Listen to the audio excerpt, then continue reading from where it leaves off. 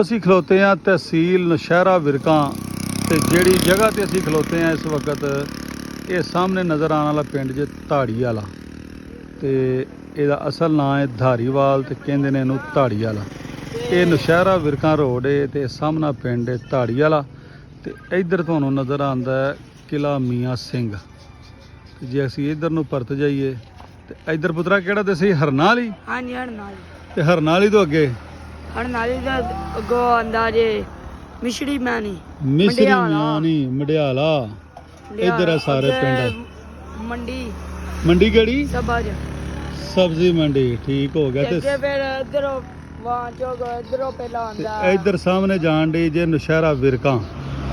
ਠੀਕ ਹੈ ਜੀ। ਇਹ ਸਾਹਮਣੇ ਪਿੰਡ ਧਾਰੀਵਾਲ ਤੇ ਇੱਧਰ ਨਜ਼ਰ ਆਉਣ ਵਾਲਾ ਪਿੰਡ ਜੇ ਵਿੱਚ ਕਿਲਾ ਮੀਆਂ ਸਿੰਘ।